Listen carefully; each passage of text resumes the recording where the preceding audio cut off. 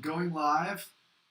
It's click 3, 2, 1. You're live. We're live. All right. Hi, everybody. I am Samantha Blair. I am the school psychologist here at Westlake.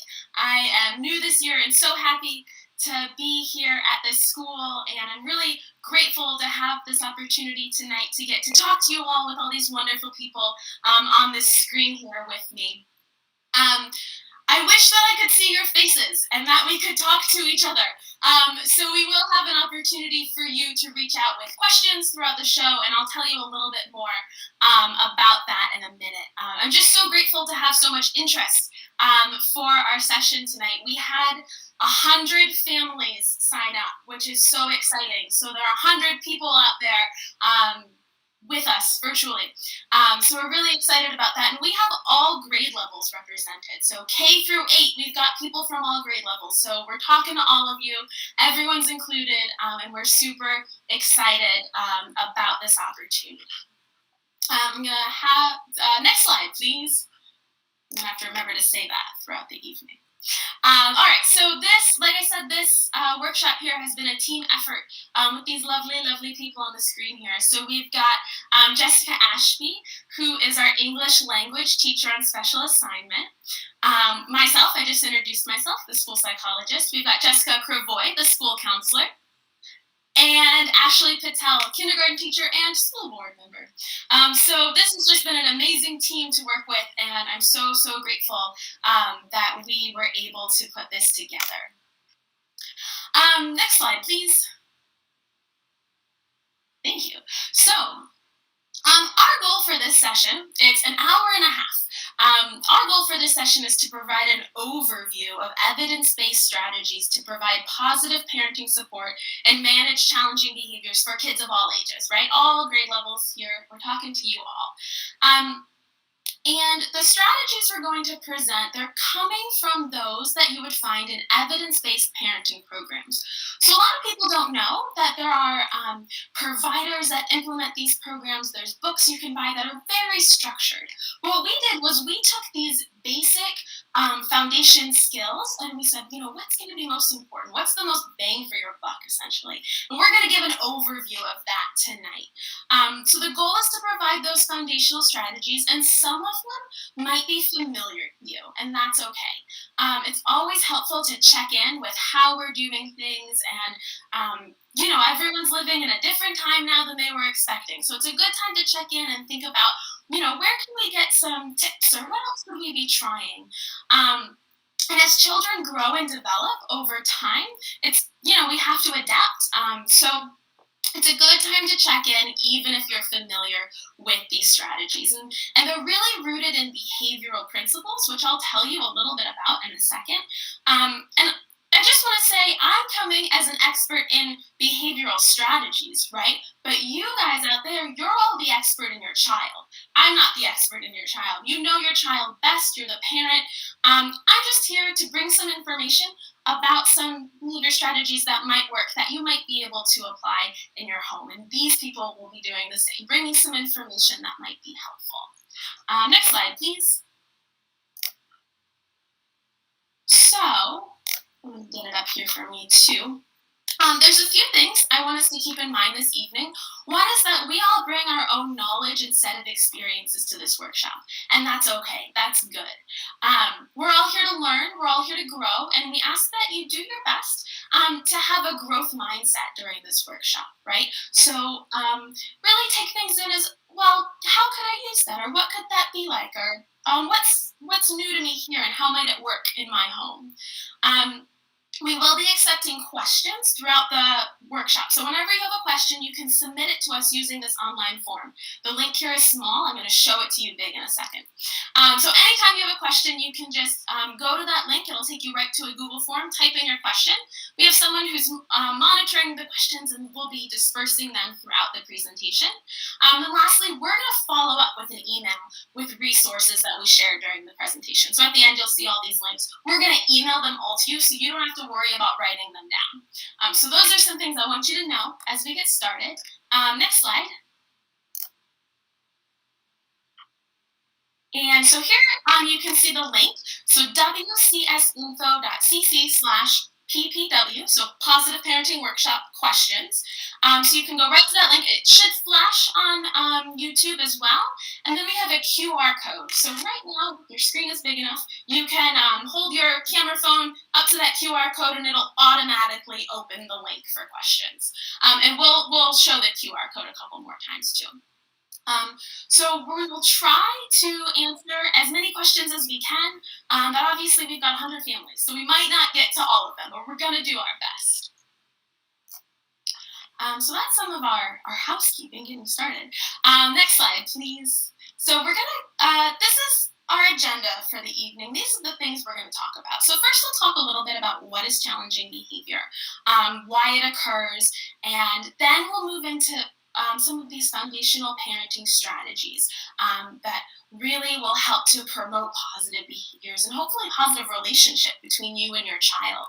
We'll present some resources at the end, and then we will get to some questions throughout, and then whatever time is left over will be dedicated to questions. So that's the plan for this evening. Next slide, please.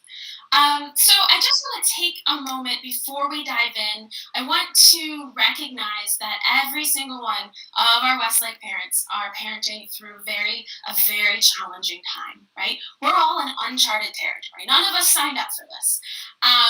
So be gentle with yourself and remind yourself you're doing the best you can, right? And my hope is that you leave this presentation with maybe one or two ideas that might make your days a little easier during this time. So my goal is not that you implement every single thing we talk about starting tomorrow. That sounds stressful. But one or two things, and you can start to do more over time. Hopefully that'll make your days a little brighter, your relationship with your child feel a little bit lighter during this time. But you're all doing an amazing job, and our students are so lucky to have you. And I'm so glad that you're here with us this evening. Next slide, please.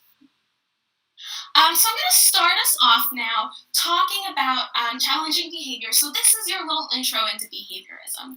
I just want to give you kind of a foundation, some ideas to think about. You don't have to worry about mastering this tonight or at all. That's my job. But I want to give you some information here. So we're going to talk a little bit about what challenging behaviors are and why they happen, right? So often parents are seeking information or support to address challenging behaviors or situations because they're causing stress in the house, right?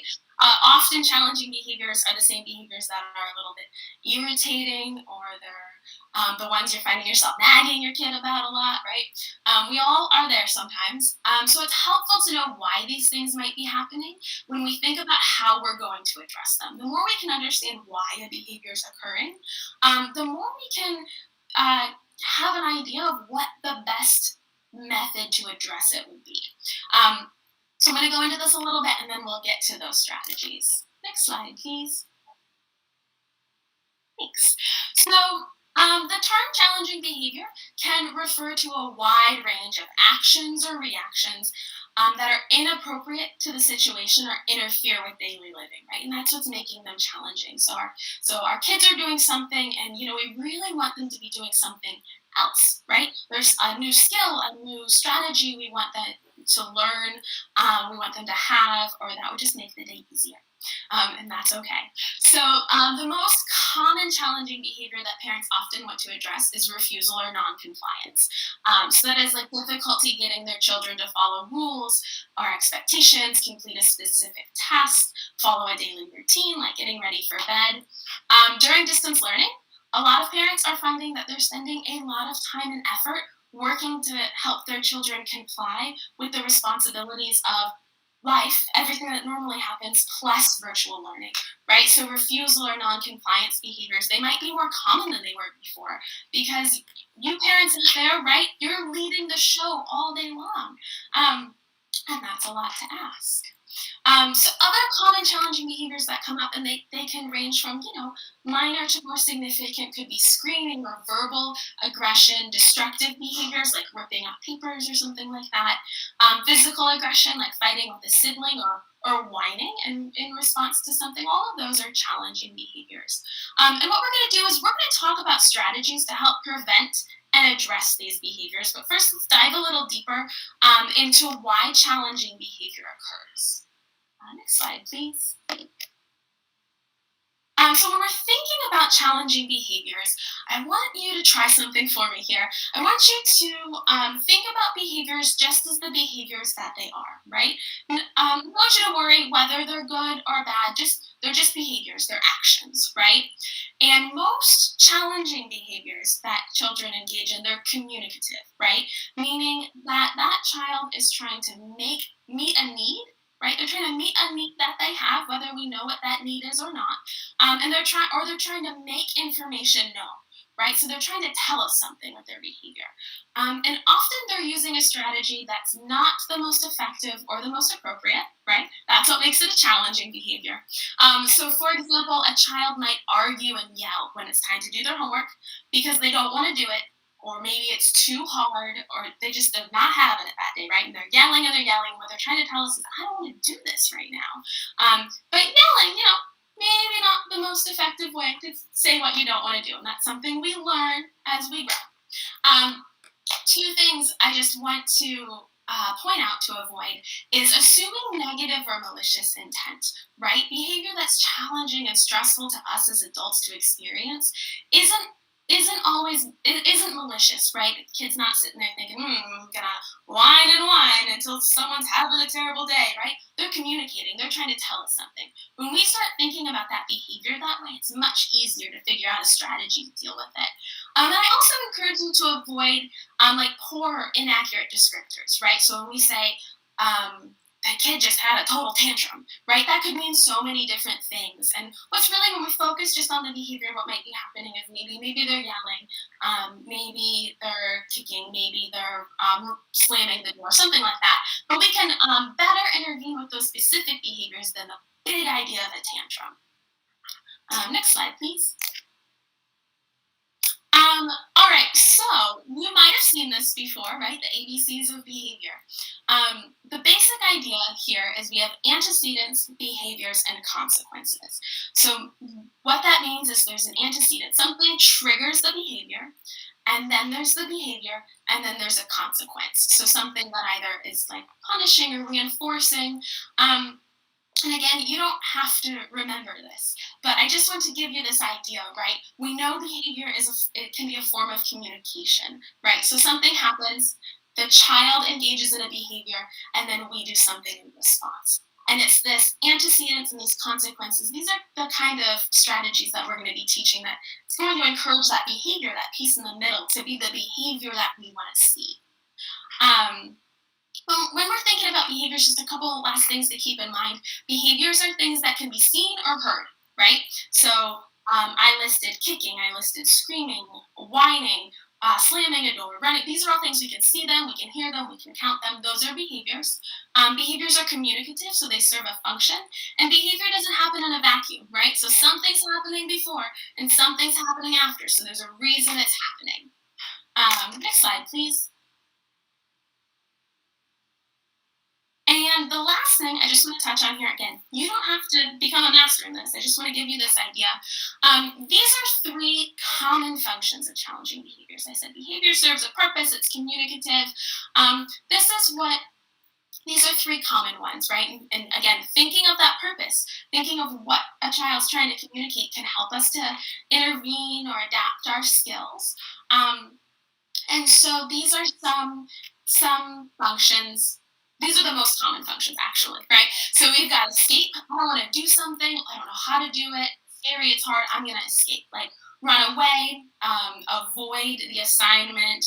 Maybe you're telling me to do my homework. I'm going to engage in this other conversation. And then I'm going to go over here and do this other thing, right? I'm avoiding it.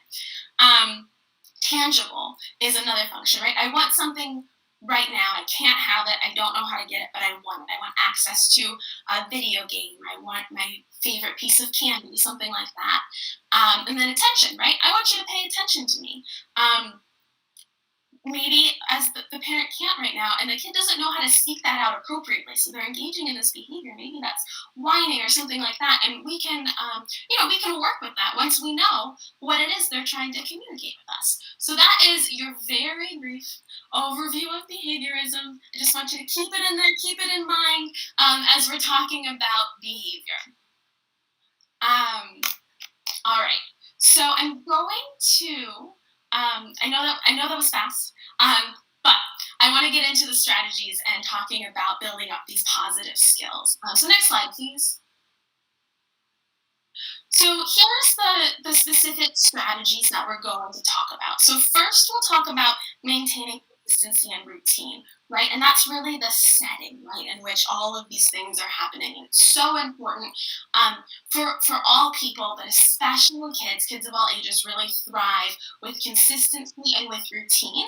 And as a parent, as you're implementing these other strategies that are here, it's going to be so much more effective if you're consistent and you're maintaining that routine. Then we'll talk about special time. We'll talk a way to promote the relationship between the parent and the child. We'll talk about praise, effective commands, planned ignoring, and managing emotions. So that's our plan for this evening.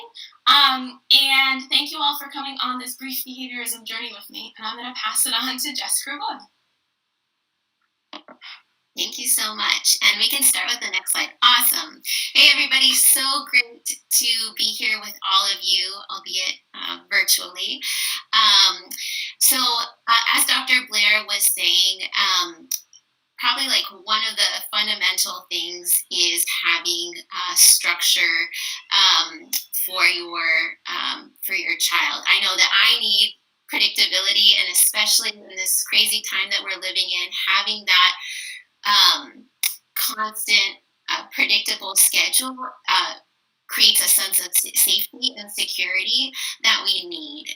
And so oftentimes you see behavior outbursts because something has shifted in the routine. And I know that many of us have seen like different changes of behaviors in our kids, like trouble sleeping or, maybe increased bedwetting or just behaviors that were non-existent, but then all of a sudden, for example, COVID happened and boom, like, wow, there's a lot of uncertainty in the air. So as much as possible, creating a structure and that letting your child know that structure. So, I think we are a K-8 school now, and so making sure that you're meeting your child where they're at. So depending on the age level, I would suggest creating a visual schedule. So written and then little icons. And I personally like that myself because it's like more entertaining for my eyes. And having that in a visible place, and that way, going over it, so that everybody knows, like, hey, like, you know that after dinner time you have a little bit of playtime, but then it's bedtime. So there's no need for argument, right? Because everyone knows that that's what the expectation is. Kind of talking about expectations, as was mentioned before, you all as parent guardians are needing to don the hat of teacher sometimes, and that's hard. And the house expectations have shifted a little bit now because of distance learning. And so a suggestion, like, if you might have like house rules already, but maybe like revisiting them or including some expectations as it relates to schoolwork specifically.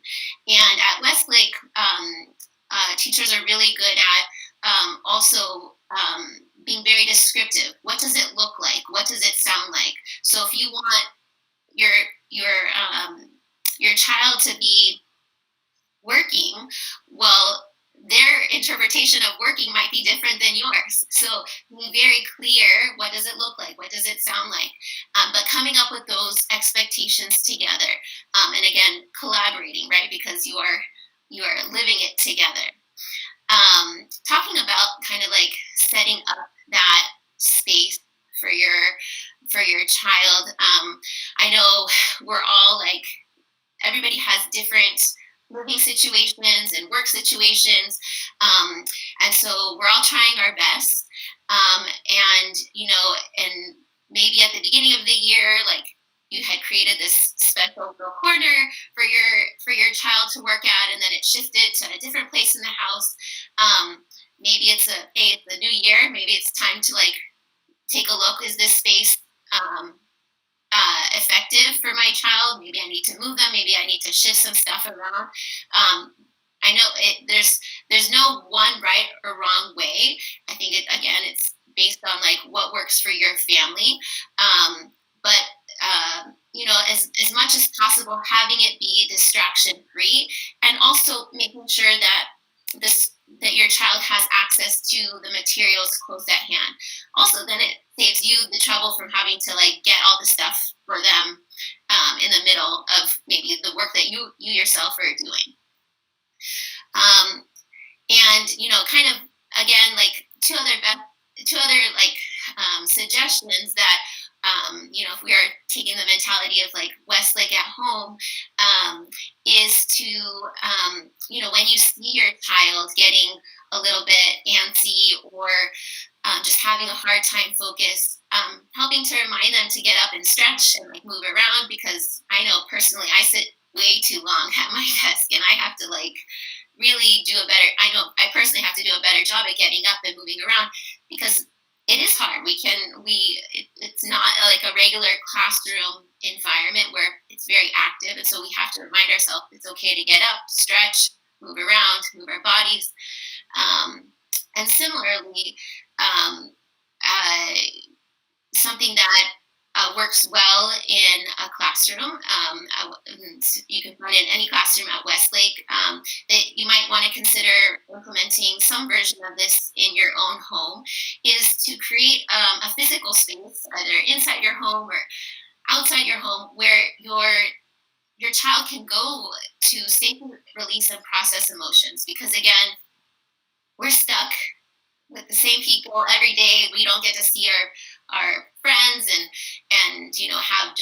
have like that. We're all in the same space every single day. And so if there's another special space that they can go to be able to process and release emotions, that would be great. And you can have like pillows to punch, or like a teddy bear to hug, or coloring things to color.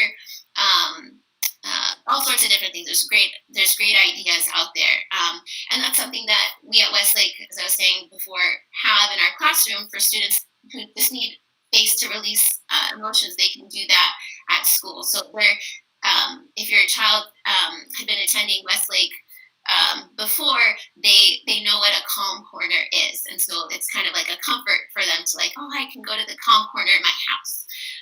Next slide, please.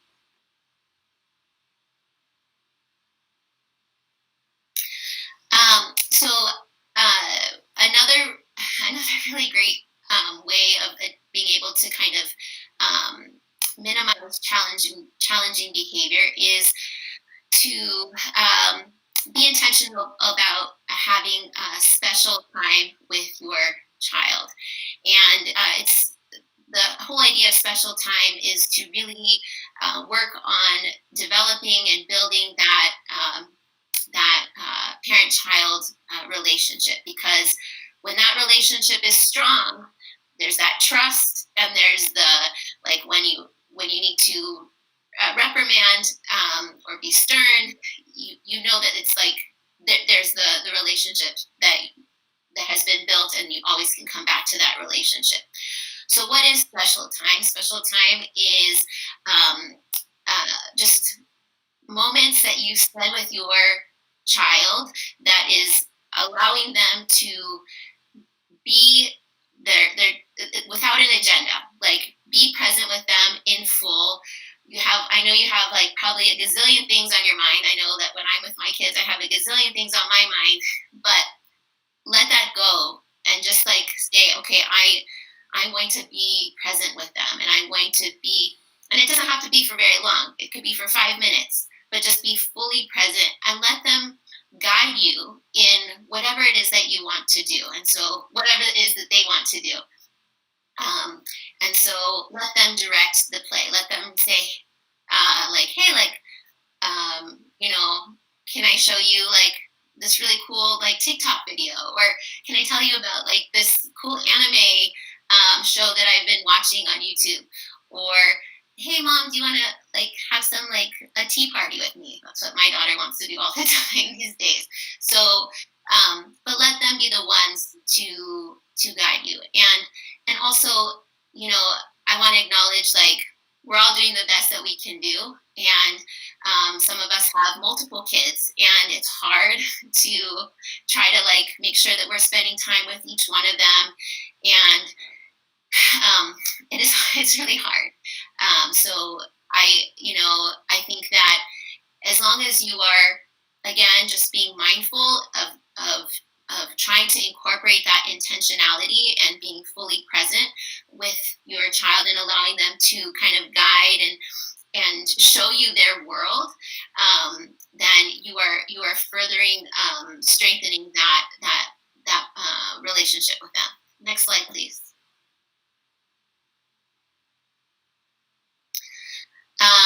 So I think I touched upon some of these things already, but this special time, and you don't have to, you can call it special time, you can call it whatever you want, but as long as your child knows that they are going to get your attention they're going to get that attention from you. You can call it whatever you want, but it never should be dependent on their behavior. Like, it's just part of the routine. It's like something that they know that they're going to get regardless. Again, let them lead the way. Like, if you have ideas of, like, oh, you want to play spaceship, well, let's do this. No, like, let them be the ones to guide you, because it's also fun, and it's also fun to kind of get insight into their world. And I know, like, just speaking from my own experience, it is hard, and but there's also just kind of a grounding factor when you kind of allow yourself to be fully present with them, and it kind of just, like, eases any kind of tension that you might have with your child. It kind of just goes away because you are allowing your child to guide you in that moment, and it's quite lovely. Next slide, please. And I'll let Ms. Patel take it away. If Google will listen to me. Thank you, Ms. Kerboy. Hi, everyone. I'm so excited to be here. I'm going to talk about something that Westlake teachers, I think we can be really proud of, do really, really well.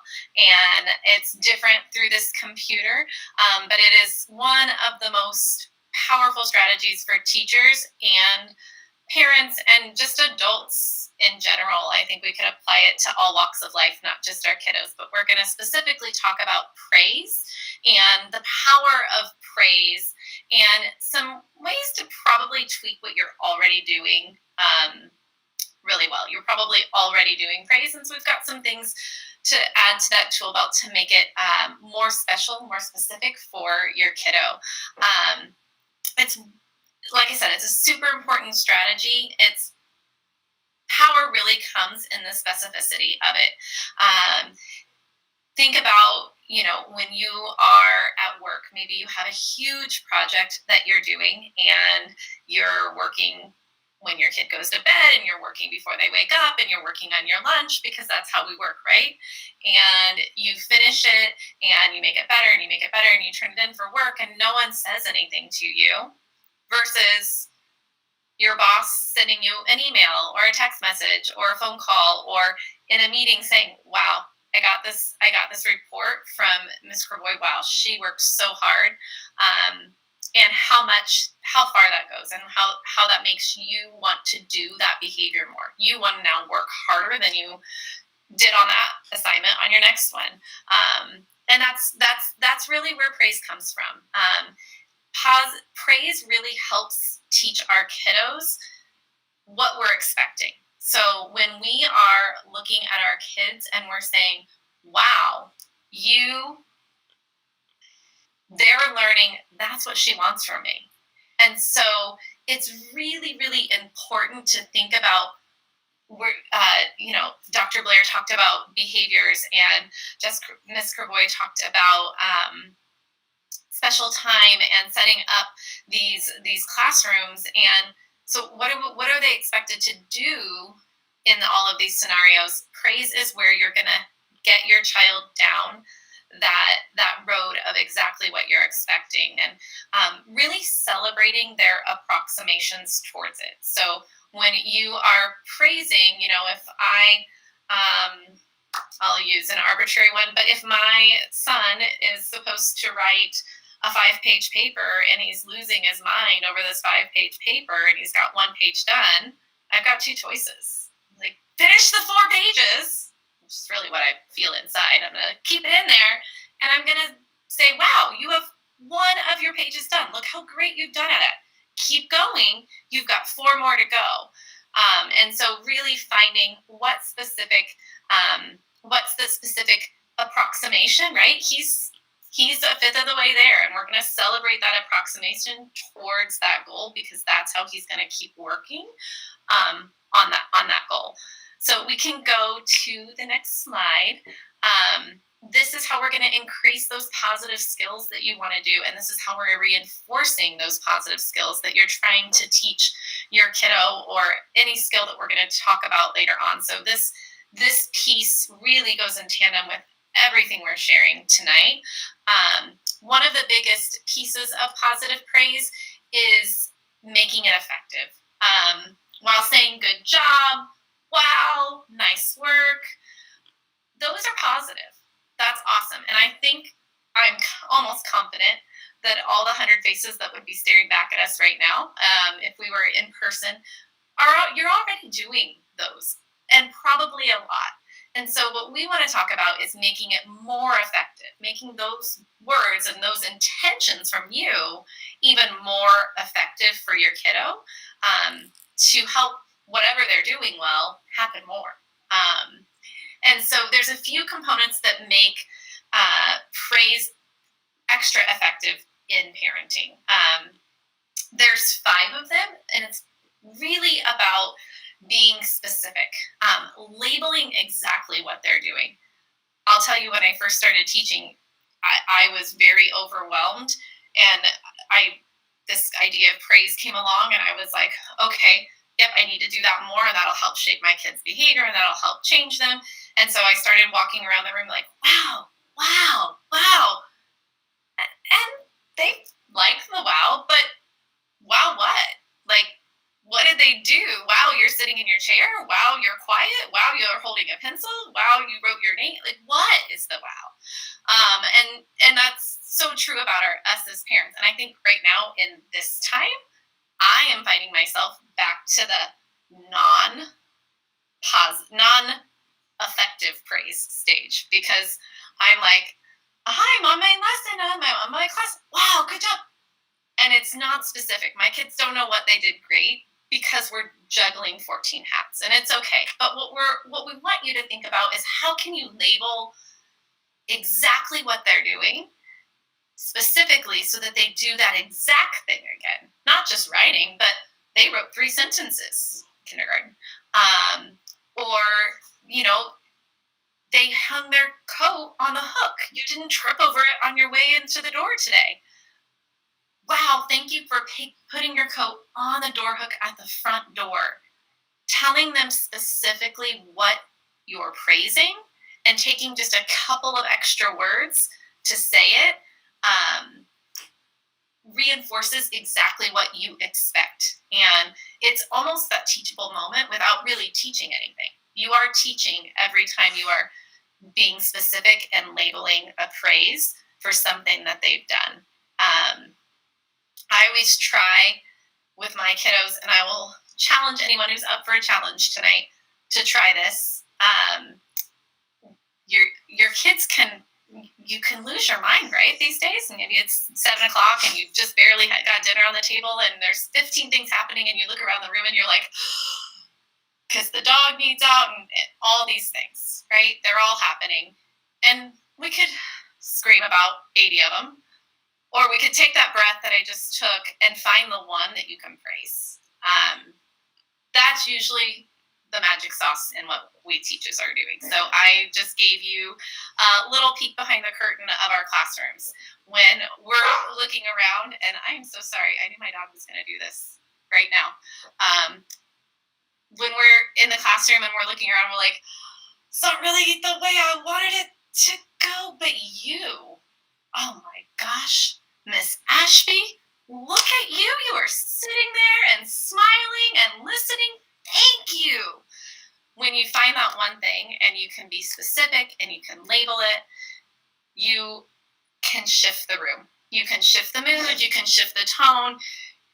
You can even start to change how they're feeling in that moment. And you're calling out that one thing that's right. I will tell you too, it makes you feel a little bit better.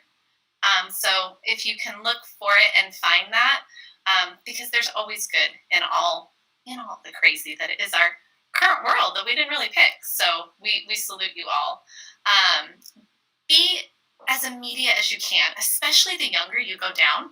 It's important for all kiddos, but we want it to be effective, and the more immediate you are giving that praise, the more effective it is going to be. So while at bedtime, still go ahead and share those specific labeled phrases, but if you can do it in the moment, that is going to be your most bang for your buck. Be enthusiastic. Make eye contact with your kiddo. The younger they are, it's really important to kind of get down on their level, bend down on their level, sending that message, hey, we're equals, and I'm proud of you because you put your dishes in the sink today. That's a big deal, right? We can go on to the next slide. So as we do this, we're going to help encourage our kiddos to have those desired behaviors we're looking for. So I'm going to open my door, anyways, I'm so sorry. So we are going to remember these. I'm so sorry. We are going to remember this really easily. Remember slice. So everybody loves pizza. Think of slice of pizza, and it'll help you remember the things that Dr. Blair talked about in connection with praise. Being specific, labeling it, saying what it is, being immediate, make it fast, and then when Dr. Blair talked about being consistently saying this as much as you can, being enthusiastic about it. Depending on your age and the research that you look at, there is always a suggested amount of praise versus that sort of corrective behavior.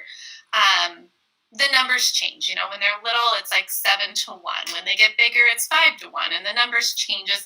But the bottom line is that the majority of what you are sharing, the majority of what you are telling your kids to do is grounded in the praise. And that's a shift. That's a really hard shift right now, because I feel like right now, more than any other time in my mom teacher life, there is just a to-do list. And as soon as I walk out of this room, there's the dishes and I don't know how the to-do list is bigger, except for we just are here all day, and there's no lunch lady or there's no custodian. We are all those people. And so that list is bigger, and so it is harder. And so give yourself grace.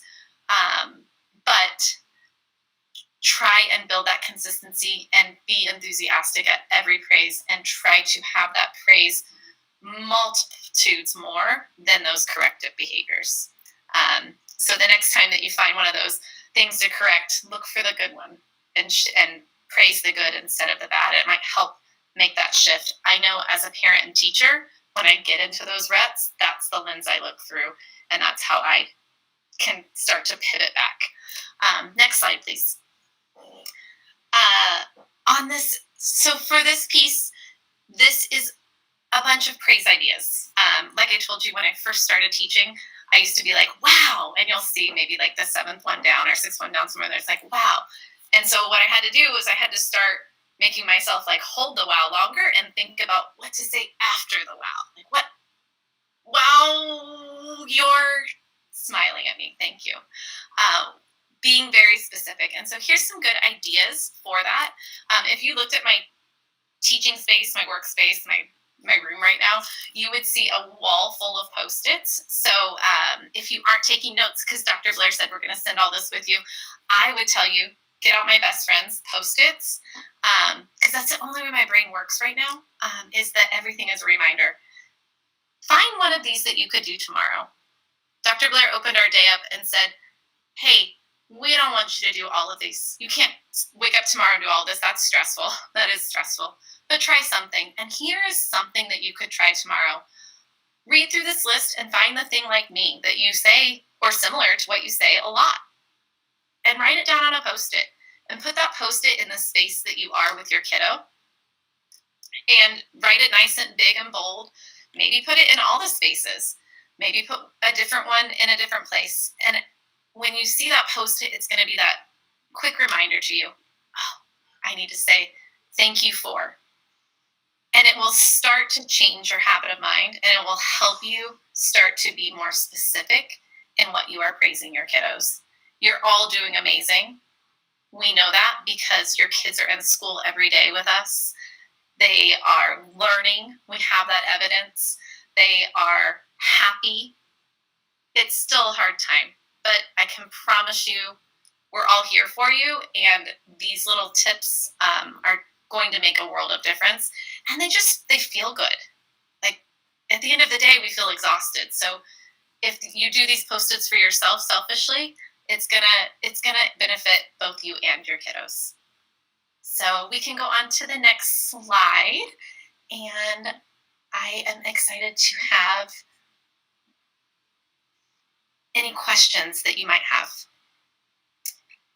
So remember, this is that same QR code, and you probably are seeing something at the bottom of the screen. So feel free. Again, this can be used throughout the presentation. So don't save your questions, send them in. We've got someone taking a look.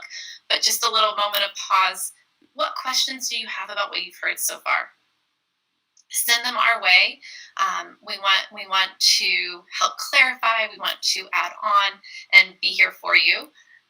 And Hey, this is Patel. I'm going to jump in because we actually did have some really great questions already flooding in, and I wanted to stop briefly due to time to answer one or two that have come in that are relevant to this portion so far. So one great question we have is, do you have suggestions for upholding consistency when I'm juggling work and multiple children, etc.? That's a really good question, and I know we have some people on the screen who are good at knowing about juggling. Do you want to jump in? Honestly, one of my favorite things is Alexa or Google or whoever you have at home. You got Siri, whoever you have.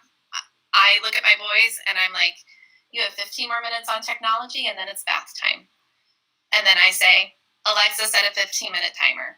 So really, I love them for timers because, and she just started a 15-minute timer. See, it works. It's great.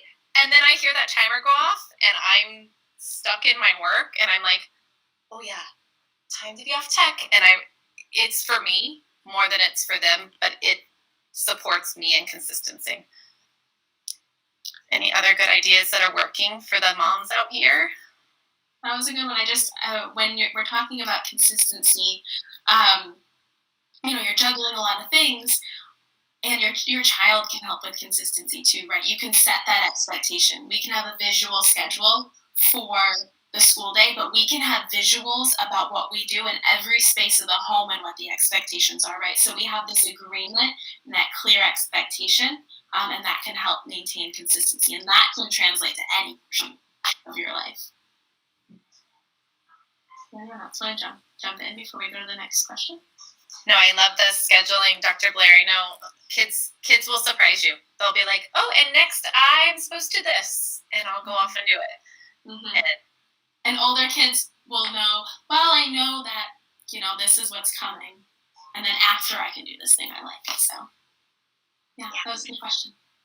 That's a great question. I think what you said, Dr. Blair, is so true. I know when I'm juggling work and home and my own children at many different ages, I agree with what you said. The more that we can build their independence, the more successful they will be at holding up the consistent routines and being mindful that it's not going to happen in a day. So I might need to spend some time on a weekend where I have a little bit more time explicitly telling my children children, what I need them to do, and tailoring it towards their ages. My kindergartner is not going to do the same thing as my fourth grader, but I have expectations that they are upholding our consistent routine. And then the other thing that jumped out to me was boundaries. It's really hard at this time when we're all the roles to set boundaries, but for me, juggling work and home and life, I mentally, as a mom, need to set aside time where I can say, okay, now I'm going to address these needs, and I have to teach my children that they'll have to wait at times too. So those are some tips that I just wanted to share that jumped out at me when I saw that question. The next great question we had for this section was, for scheduling, is timing as important as sequence? So for example, if we always do dinner, bath, jammies, books, bed, but we change what time it starts to be either earlier or sometimes later, does that affect the consistency? I don't think so. I think, kids always have a weird sense of time anyway, so they're not going to really know what's like 6 o'clock versus 7 o'clock. They might pay attention to like the sun's position and to like notice if it's like lighter or darker, and then wonder like, why am I going to bed now? But no, I think it's more important to focus on the consistency of routine, like dinner, bath, books, bed, whatever it is, rather than time, because time is not, it just doesn't really make sense in their head. I think what you're saying is right. I think the sequence is really important, right? We know what to expect next. We know everything that's going to happen. I'm just going to make a point for older kids. Time is super important, right? Am I going to get 30 minutes on my video game? Am I going to get 20 minutes? Do I have to go to bed at 8, 8:15, right? And I think that when it's going to depend on your family. It's going to depend on your kid, the age of your kid. But for some kids, when we're not consistent with the time, we're opening it up for negotiation, right? And that can cause a lot of stress. So I think it would depend on your family. And if, your family and your child is one that's very precise, right? And keeping track of the time or keeping track of how much time they have, I would encourage you to stick to the same time as much as possible, or give a warning, right? Tonight, we're going to do this at 8 o'clock, right? And so they can kind of expect that, and then you're decreasing that negotiation. All right. We're ready to go on to the next bit? Okay. I almost muted myself again because it was so fun listening to you guys. Next slide, please. All right, so we're going to shift gears a little bit here. And so special time and praise, they're so important. And we talked about really building up this positive relationship. And, special time is really, when I work with families, often the first homework assignment I give them, right? I say, okay, this week what you're going to do is you're going to do special time for 5 minutes every day, right? It's that important. But it's also important to recognize that there's going to be times where parents need to give their children commands, right? You're going to have to tell them what to do. This is important, right? Commands are these statements that you make. They tell your child what to do. They give instructions, and they set limits, right? And setting limits is super important for learning and for safety, and you're just going to have to tell your kids what to do. And so I just want, as a reminder, all children try to test limits. It's just what humans do, right? So we can just expect that. They're going to try to test limits, especially if it's a new limit or a new command, a new expectation that hasn't been enforced in the past, right? Or as their needs change as kids get older, right? They start to question those limits a little bit more. And that's okay, right? We can expect that. It's okay because they're learning. When we give a new command, it's going to take time to learn that behavior. I always say behavior is really hard to change, right? And that's why we're talking about this tonight. So you can use some of the tools presented in the workshop, some of the things I'm going to tell you about commands, to increase the likelihood that kids will comply. And over time, they'll learn that behavior. It'll become a part of the routine, a part of your daily lives. So next slide, please. Thank you. So just like with praise, there's a few components that make commands more effective. So effective commands should be short, specific, respectful, and action-oriented. So short means you're giving one command at a time. So that means you, let's say, put the wrapper in the garbage, right? That's different than clean up your snack, get out your materials, get ready for your small group, and put your shoes away, right? That's a lot. They might not remember, and how do I know exactly how to do it? They're short. Put the wrapper in the garbage. Older children, right, are more likely to be able to be told more than one command at a time or multi-step directions. But the reality is a short command is always going to be more effective. This applies to adults as well. A short command always going to be more effective. When we talk about effective commands being specific, just like with praise, right? You're telling your kids exactly what they did well, so they'll do more of it. You're going to tell them exactly what it is you want them to do, exactly what the limit is. So, when I said put the wrapper in the garbage, I didn't say clean up, right? Clean up can mean so many things. I just want you to put the wrapper in the garbage. This is exactly what the expectation is. Instead of saying behave, right? What does behave mean? What's the expectation here? You might say something like keep your hands to yourself or use your inside voice or however it is that your family talks about it. So we've got short, one command at a time. We've got specific, here's exactly what I want you to do. And then effective commands are also, they're also respectful, right? So you're using a calm tone of voice. Then it's polite. So you might, say please, or however it is you're going to make it something that's respectful. That's polite because you're asking your child to do something. And, you kind of get a 2-for-1 deal here because you're also modeling those pro-social skills, right? You're modeling for your child how you want them to talk to others. So you say, please put that wrapper in the garbage.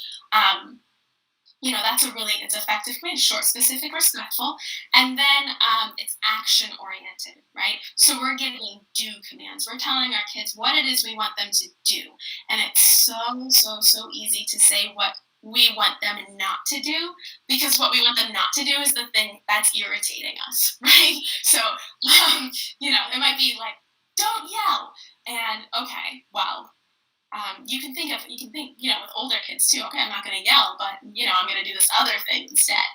So we want to give a do command. What is it that we want to see them do? So you could say, please talk softly, instead of stop splashing, right? Please keep the water in the tub. This is exactly what I want you to do. It's short, specific, respectful, and it's action-oriented. It's a do command. Remember, after you give the command, and the child does what they were told, you're going to go right back to praise. You're going to praise that behavior. I love the way you kept the water in the tub and the bathroom was dry. You did such a nice job and this was great, right? Because you're giving the command and then you're praising. So what happens before is that you give the command, the behavior is they comply, then what happens after is you praise. And now they're learning this is exactly what I want to do. Mom or dad likes this and I'm going to keep doing this, right? Hopefully, over time. Next slide, please.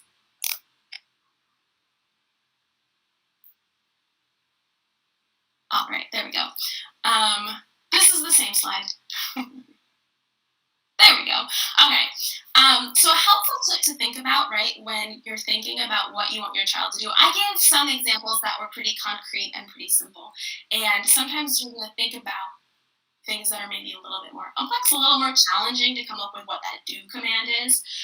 So a helpful tip to think about is to think about the positive opposite, right? Like I said, it's easy to identify that negative behavior that we don't want children to do anymore, because that's the one we're having to deal with. But just as we learned that but it's more effective to tell them what we want them to do, and that's when the positive opposite comes in, right? So you can see some examples here. A negative behavior might be that, maybe a kid is throwing a tantrum or whining when they're told no, right? So being told no, a command, that's setting a limit, and now they're whining. And what is it that we want to work on? What is that positive opposite? What's that replacement behavior? What do we want them to do instead? So it might be calmly accepting no.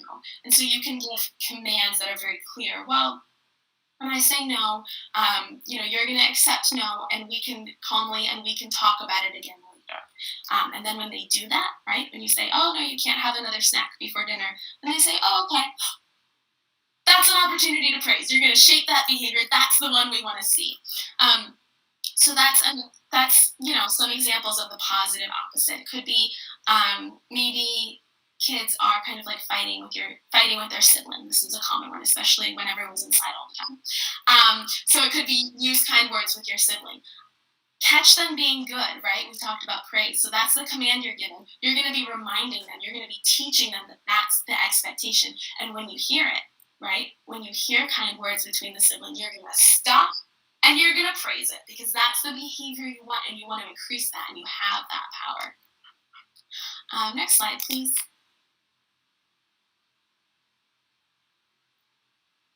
So I talked about, giving these effective commands. I talked about what they sound like and how you're going to phrase them. Here's a couple tips to make them even more successful. So one is allow the child time to comply, right? So you give a command and then you give the child time to follow through, right? So that also means giving one command at a time, letting them comply, right? Letting them do what you ask, you praise, and then you give the next command. In class we call it wait time. When a kid is asked a question, they need some time to think. When a kid is given a command, they need some time to think. They need some time to do it before the next thing happens. Sometimes giving a warning or a reminder prior to giving a command can really increase compliance, right? In 5 minutes, I'm going to ask you to put your shoes on. Okay, please put your shoes on, right? That kid was already expecting it. You primed them for it. They were ready for that transition. It can make a really big difference. I highly, highly, highly recommend warnings. Some kids need more than one warning. Some kids need a 5-minute warning and a 2-minute warning, and that's okay. Another option is to use when-then commands, right? So when you set the table, then you can watch TV for 5 minutes. Sometimes it's if-then, but I always say when-then. When you're done reading for 10 minutes, then you can play your game for 10 minutes, right? So you're kind of phrasing it, I need you to do this thing, but once you're done, you can do this. And one last way to help increase the likelihood that a child will comply with a command is to give them options or share control. And when I say this, I mean within the limits of what you're comfortable with as a parent, right? So offering some choices, sharing control can make such a huge difference. But when I'm saying that, I mean things that really don't make a difference to you, right? So that could be, do you want to clean up at 8 or 8:05? Doesn't matter to you if it's at 8 or 8:05. What matters is that it's cleaned up, around the right time. It could be, do you want to brush your teeth with the red toothbrush or the blue toothbrush? I don't care which one you use. You just need to brush your teeth. But to the child, this is huge. Now they're getting a say in it, right? They're getting to decide. And that's going to really increase the likelihood that they do what they're told, right? They follow that expectation. They follow that limit. And I'm just going to say it one more time. Always, always, always, always follow up with praise. It's going to make you feel good. It's going to increase the likelihood that you'll see the behavior. And you just want to catch them being good. Even if we go back to the sibling one, even if everything's crazy and you're feeling frazzled, but then you hear that nice thing, you praise that right then. Catch them being good as much as you can. All right, and I'm going to pass it on so we can go to the next slide. On cue, Alexa off. That's the timer I set that I forgot that I set, and she's not listening. So, sometimes even technology needs help, right? So I am going to talk about something that I am going to tell you families is much easier in a classroom setting than at home. But the power is still there. It is not one of the most. All of our strategies tonight that we're sharing are powerful. This is a really powerful strategy in shaping your child's behavior when you have some of those really, really tough behaviors, such as whining, interrupting, shouting, tantrums, those bigger behaviors that all these wonderful women have mentioned throughout our presentation tonight. Something called planned ignoring. Maybe you're familiar with it. Maybe you've heard the words. Maybe you've heard a different way. It's also known as differential attention. It is what it says it is, planned ignoring. So it is specific and planned, but it is a way for you to shape those tougher behaviors that maybe are some of the more disruptive ones. We shared with you how effective praise was, and Dr. Blair just showed how these strategies are starting to work in tandem with each other, right? And praise is a powerful way to increase positive behaviors. When you're giving praise, you're giving your kiddo positive attention, and that's reinforcing to your student, your child, what you want to see, what you enjoy, what you like, what makes you happy. All attention, whether it's positive or negative, any attention, your kiddos are looking for that often. And challenging behaviors, when we give attention to them, it's going to increase that challenging behavior. They're going to do it more. And this could be something maybe you're seeing more right now. Some of their challenging behaviors, you're like, why are they this more than they ever did before? And they are likely trying to seek attention. Planned ignoring is best for attention-seeking behaviors. And, research, I read a wonderful research article that has stuck with me my whole life about attention-seeking behaviors. And just one quote from it, and I use it all the time as mom, as teacher. Children, adults, kids, even our pets engage in behavior because it works, right? We could attribute that to how many things in our life. When I was 15, I didn't get a job because I wanted a job. I got a job because I got a paycheck. The behavior I gave was my job because it worked. I got the money I wanted to go spend at the mall. This is true for our kids. And so what we want to be able to do is stop making those behaviors work for our kids. And planned ignoring is a strategy that stops making some attention-seeking behaviors work for your kiddo. To use planned ignoring, you really need to think about it ahead of time. You need to choose a specific behavior to ignore. If your kiddo has several of the ones we've talked about, you're not going to want to pick all of those right away. That could be tough to curb the behavior. But choose one and decide. Tell yourself, talk to your spouse, talk to your significant other, talk to the other adults in the house. Sometimes grandparents are in the house. I know we have grandparents, and I've had to have those conversations like, okay, moving forward, this is what we're going to do in this situation. Talk to all the adults and make a plan to ignore that behavior, ensuring that it's, a safe behavior to ignore and that it's likely for attention. Choosing to ignore it means that you do just that. You are giving no attention to what is happening with this behavior.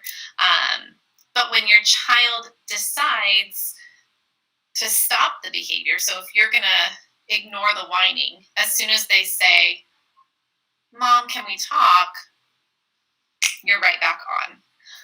And you're ready to re-engage with them. You return that attention to your kiddo when the behavior has stopped. But if they're kicking and screaming, Mom, can we talk?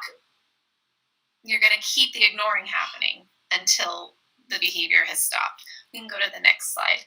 Some tips for planned ignoring is that, we just talked about a little bit, planning ahead, following through. So a lot of times with planned ignoring, fair warning. I can promise you I've done my fair share of planned warning in my life between momhood and teacherhood. A lot. It, more in my experience than not, it's going to increase before it goes away. So be ready for that.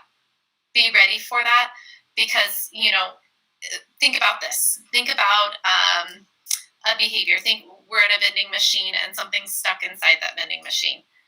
What are you going to do? Are you going to just walk away? Or are you going to still try to get your food? Well, you might shake the vending machine. Maybe that'll work. Well, your behavior is kind of increasing, trying to get this. First, you just put the money in, and now you're ramping your behavior up before you let go. That's what our kiddos are going to do. The behavior likely will the first few times, it's going to get worse before it gets better, and be ready for that. This is kind of called the extinction burst, and you want to extinguish this behavior, but there's going to be a little burst before it goes away. The key is that you are not letting go in that moment. When that behavior gets bigger, that is the most important moment for you to make sure you're still doing this chosen planned ignoring for the behavior. So be ready for that, but truly, that's when it goes away. You see it ramp up, it still didn't work, and now it's lesser and lesser and lesser. You never want to ignore behaviors that are dangerous or a safety concern. In my practices with this strategy, it's so effective, families. It is so effective. Sometimes you can continue your planned ignoring and just not make eye contact, not show them your emotional state. You want to be very neutral when you're doing this strategy. It's not a time to show them how upset they're making you, because they're emotional right now and they're trying to figure it out. And so being really neutral, sometimes I don't know if maybe they have scissors and you're like, ooh, I can't ignore this. They have scissors right now. It's safe, but it could maybe not be safe. You could very calmly go over, take the scissors, no eye contact, so they're not really getting your attention. But generally, you want to be really careful that the ignoring is not a safety concern. You always want your babies to be as safe as they can be. And if you can remove a safety concern without giving them attention, eye contact is a big attention getter, or turning your body to the side sometimes has worked for me. So they're not really seeing my attention.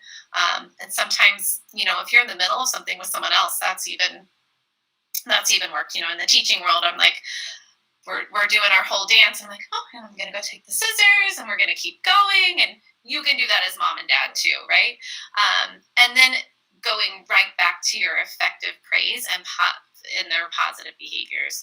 So as soon as that behavior goes away when you're ignoring them, as soon as they calm down, as soon as they're done screaming or throwing their tantrum or whatever the choice is that you've made, I'm going to ignore this behavior. I'm not giving attention to it.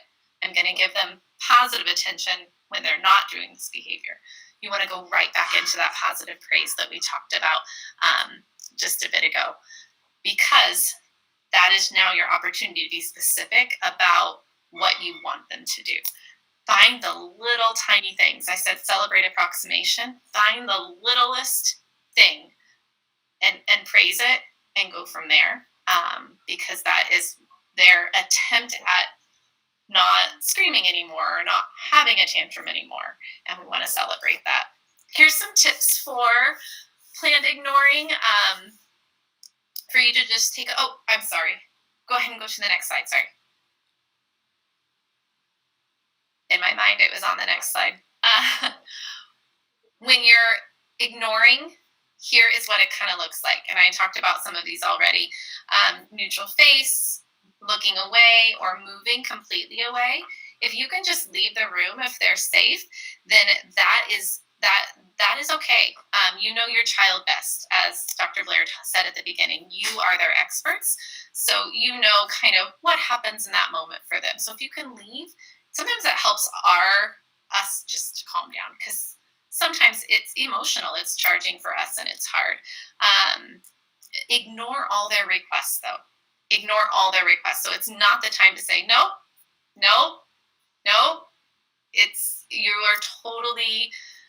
It's almost like we pushed pause for ourselves. Push that pause button.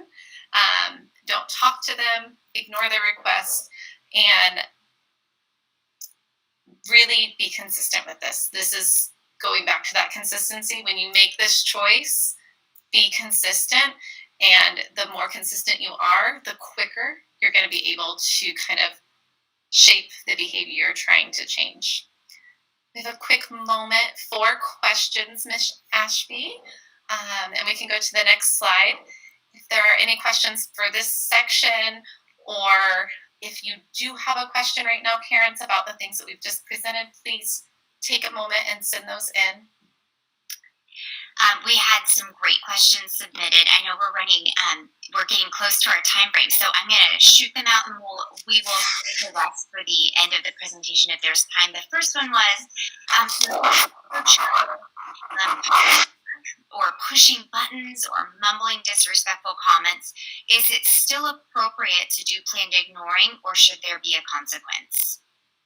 So that's a really good question, and I think planned ignoring is appropriate, but one thing about planned ignoring is you can tell your child that you're going to be ignoring that behavior, right?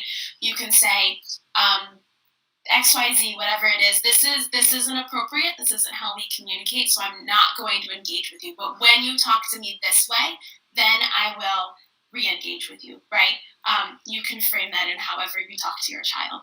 And I would encourage you to, at a time when they're not doing that, like that Saturday that Jessica Ashby talked about, right? Explain to them what's appropriate, what's the expectation, and why, and then praise when they're doing the right thing. That's what I would suggest for that one. That's a tricky one, though. Older kids, tricky. Planned ignoring, tricky, but you can do it. I believe in you. Yeah, I think it goes back to that attention seeking. If those things are for attention seeking purposes, then that gives you a little bit of confirmation that it could be appropriate, albeit challenging for parents. Yeah. And sometimes older kids are trying to express themselves, right? There's something they're upset about, they're trying to express themselves, and they need to learn how to express themselves in a way that's more effective, right? Where you're able to talk about it. So it could be teaching them, you can go in your room, you can say those things, but with me, this is how we're going to talk, and this is how we can handle this problem. And the next question that came up for this specific section was regarding planned ignoring. What if the child's following you around and keeping up the behavior? Do you recommend repeating the same phrase, like I will talk to you when you stop doing X, or literally ignoring, walking away, and not giving the attention to the child? Those are good questions. Gosh, our parents are so good.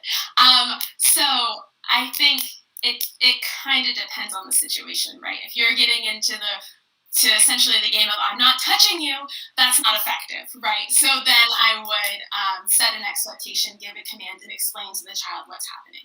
I'm doing this because, and when this happens, we will do this, and this is why. So there might be some explanation that needs to happen, because the I'm not touching you game is just not going to be effective. Great questions, everybody. Thank you so much for submitting those.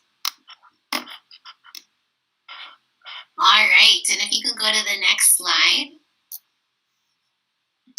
All right, so we're going to talk a little bit about managing emotions, and Dr. Blair was just a little bit alluding to this, right? Sometimes we act in a way because we are trying to express ourselves, and that could be an extension of how we're feeling, and we just don't know exactly, we haven't figured out exactly how we're feeling, so we react in a certain way. And anyway, so our job sometimes is to help our kids figure out how they're feeling. And one of the ways of doing this is to help them name how they're feeling by kind of just modeling a little bit. So saying hey, I'm noticing that, you're getting a little bit frustrated right now. Let's think of a way to kind of, reduce those feelings of anger, reduce those feelings of frustration. And one of the strategies I use a lot is a emotions chart, and this is something you can tack on to your fridge. You can have it in your kid's room, and it's kind of in those moments of intense emotion, sometimes we lose our ability to kind of be able to fully express ourselves, so we can point, or even for the younger kids as they're trying to learn what these emotions are, having that feelings chart allows them to start developing that vocabulary to be able to express themselves. And this is teachers often have charts like these in their calm corner or in some part of their room, because it is a useful tool for students to be able to reference when they're still trying to navigate, what is it exactly that I'm feeling? and you yourself can model for your student or for your kid, like when you're feeling a particular way, and what you do about it. So you can like verbalize like, I'm really frustrated that my cake didn't turn out the way that I wanted. That's okay. I'll try. It'll be better next time. Or it doesn't look pretty, but it's still going to taste yummy. And so helping to model, because kids are watching and observing all the time. Next slide, please. And so once kids are able to name how they're feeling, then they're opening the door up for being able to figure out, okay, well, what next? And so there's this, if you visited like the Counselor Corner, I have this like little great video from Dr. Dan Siegel, who came up with this expression called "name it to tame it." So if you're able to name your emotion, then you can figure out what you need to do with it. Something that I suggest a lot to parents is to sit down with their child and come up with a list of strategies, like have them draw, write, whatever they want. There's also like so many on the internet that you could also just print or model off of. And then have that posted, again, somewhere visible, so that when your child is feeling a particular feeling, again, they're not in a space to be able to like quickly identify like for themselves, because they're still learning, but they can visually see, oh yeah, like I can go to my calm corner. Oh yeah, I can go punch my pillow, or I can go do jumping jacks outside to release my anger. But working with them to develop those like list of, they're called coping strategies, for those moments when they're feeling sad or angry, or like they have a lot of energy. Again, there's so many amazing visuals that you can use. You can use a thermometer to also like capture like emotions, and it can be like when I'm feeling sad, and then like the picture of like the coping thing that they can do, or written out. So it's again, in that process of teaching, like having those visuals really helps. Next slide, please. And then these are some additional strategies when we're talking about managing emotions. I know these days with my own child, I'm working a lot on size of the problem, because oftentimes her reaction is really big when it's not. It's like a very little problem. And so, but this is something that we have to practice, and we have to kind of visually see and kind of experience and continue to talk about, and that's okay. But having some sort of like graph or that you're able to reference and say, hey, like, in the red is like catastrophic, like it takes several days to like figure out like to repair, or like the big branch fell off the tree because of the windstorm. That's like pretty big. And like, and offering that size comparison, and having that just having that vocabulary to be able to continue to help our kids be able to manage their reactions to problems. Something that I really also refer to a lot is circle of control. Oftentimes kids worry about things that are not in their control. I know personally sometimes I worry about things that are not in my control, and being able to reference what is inside of your circle of control and what's outside of your circle of control, because all the energy that you're spending worrying about things that are outside of your control, is it helpful for you? No. You could be using that energy into other helpful things for you. And so by having that visual and walking your student through that exercise is just like is great, because it starts that conversation about where are the places that you should be putting your energies of worry, for example, because there are things that, I'll leave it at that. And then lastly, in terms of helping your student manage their emotion, being able to, in a moment of calm, of course, talk about like, hey, like I've noticed kind of a pattern, that I see that you're getting upset when this happens. What do you think? And then kind of walking them through and saying, okay, what are the things that like get you upset? And if you know those things, then you're more likely to be able to not have them as triggers and not have them as like pushing your buttons. And we as adults have that also.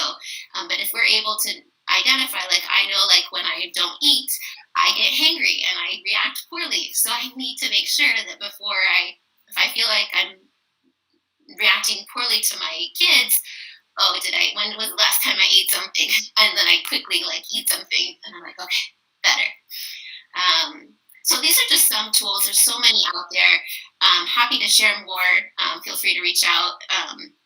These are just, I love these tools a lot because of the visual aspect, and it gives you something concrete to refer back to when talking to your kids about these things. Next slide, please.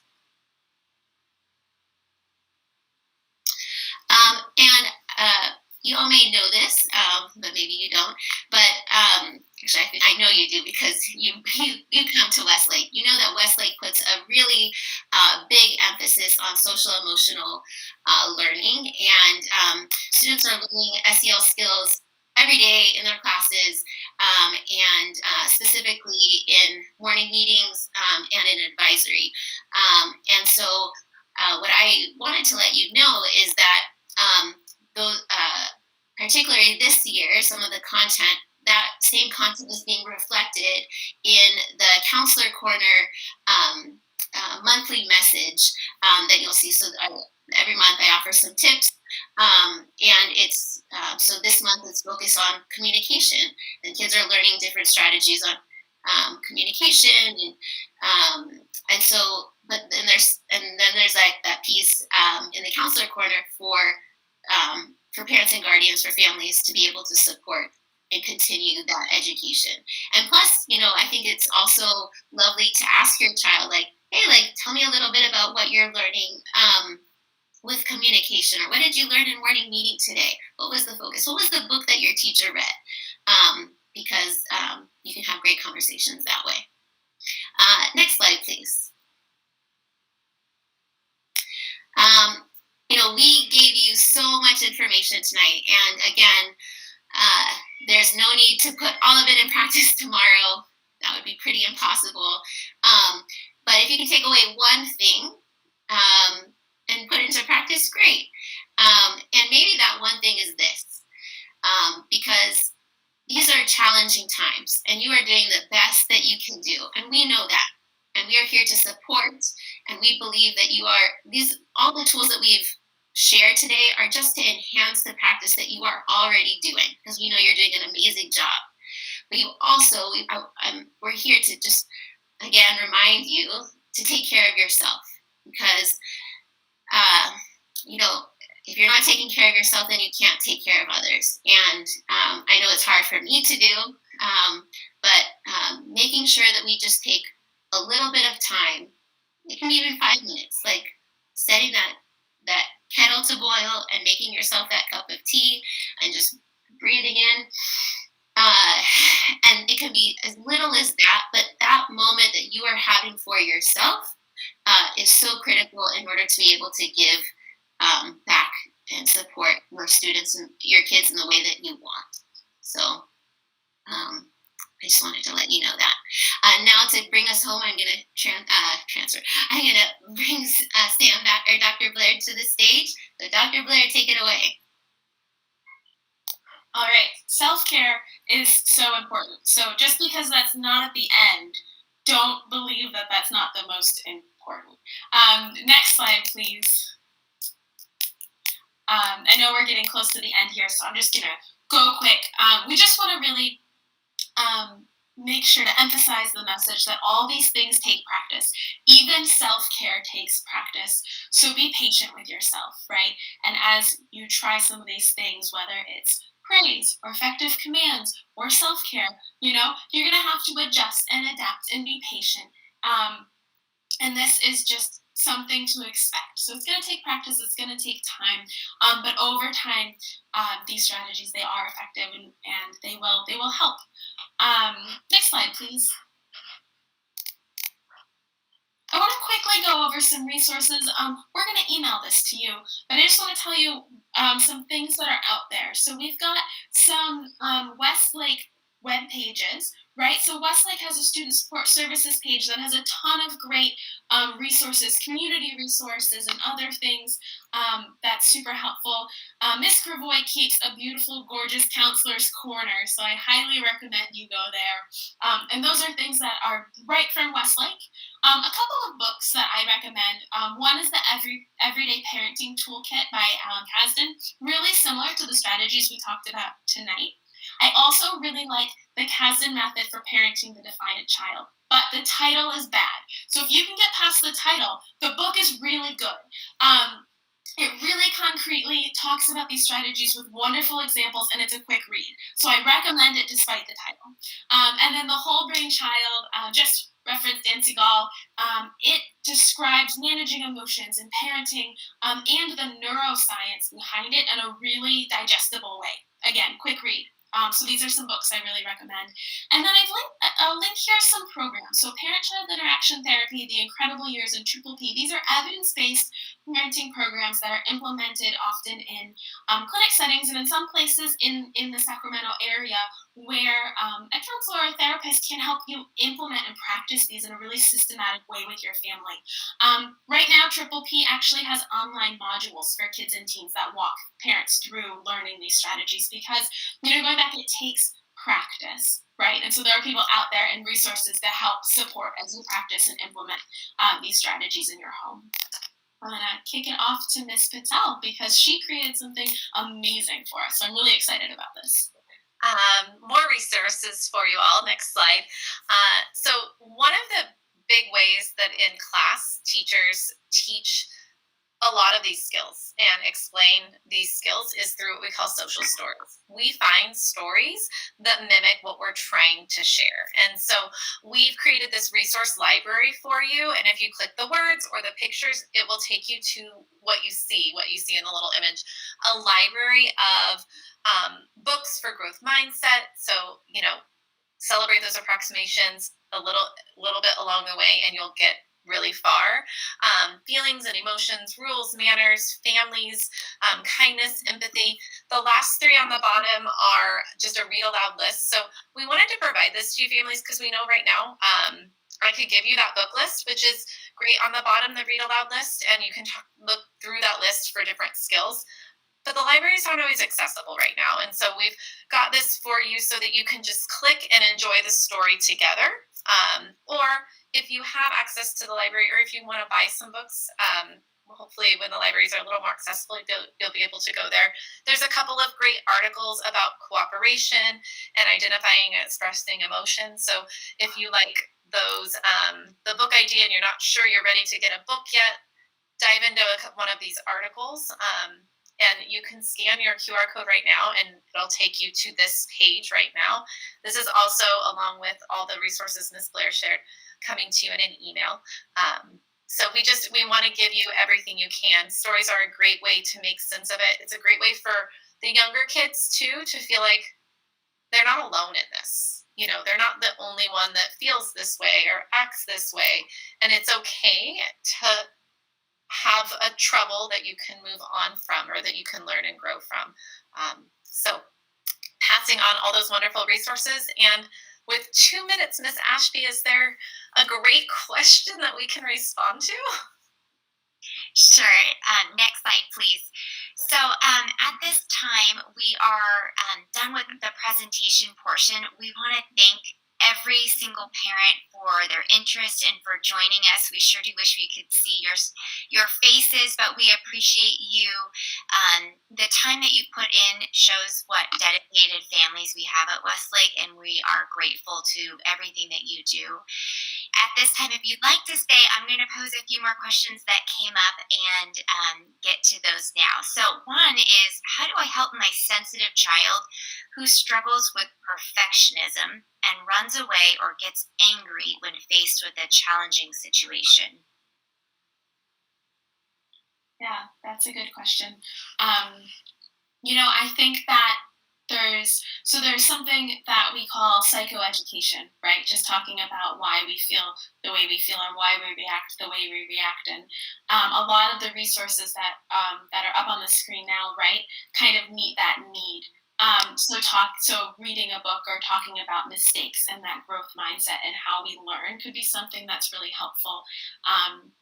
And then some of the strategies we presented tonight, right? So praising when the child does well, and not just when maybe they write the letter the right way, but praising when they tolerate making the mistake, right? Because then you're teaching them, we all make mistakes and it's okay, and the way you handle this is great, and now let's try again.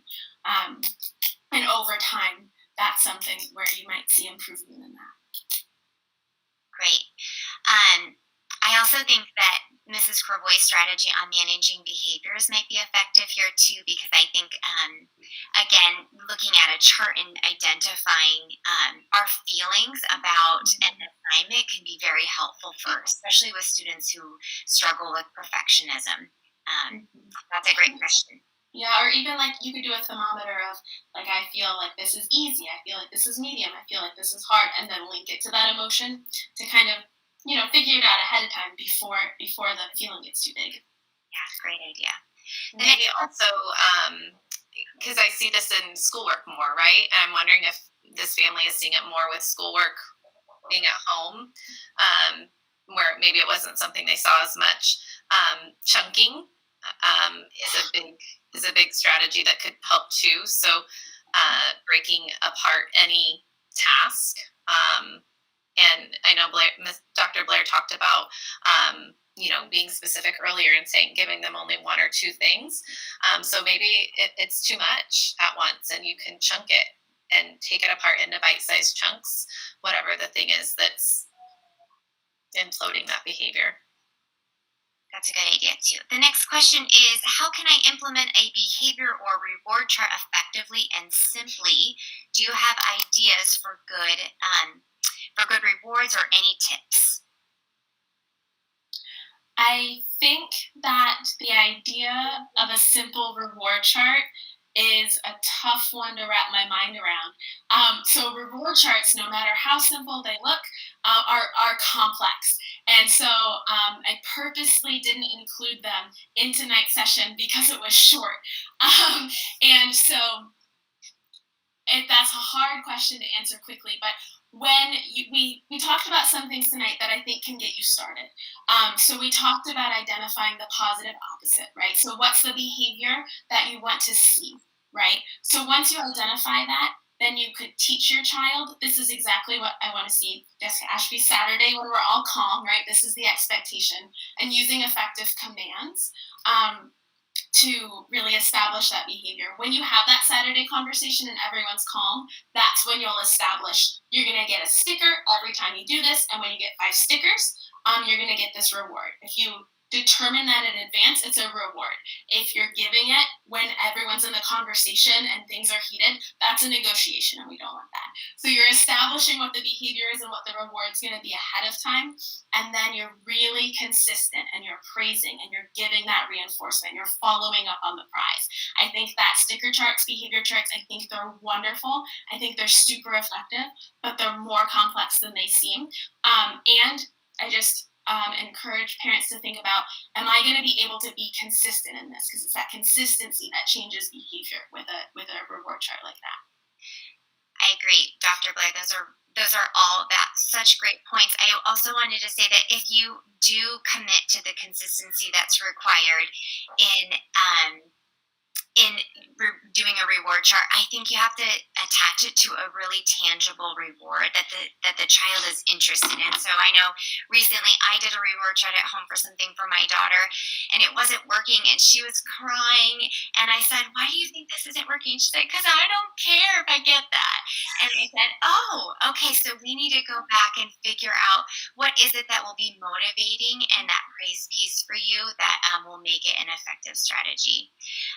Let's see. The last question we're going to address tonight for time is, how can we get in touch with the presenters? Will these resources be available? Yeah, that's such a good question to end on. You planned that. So we're going to send an email, I believe, tomorrow morning. It's going to have all these links that we showed you and our contact information as well. Yeah, we had a specific parent ask for like outside resources for maybe parent support groups and those sorts of things, and those resources will be included in the communication that goes out as well. Yes. Okay, thank you everybody for joining us. We were so glad to see such great participation. We look forward to sending you resources and communicating further if you'd like to reach out to us. Have a great night, everybody.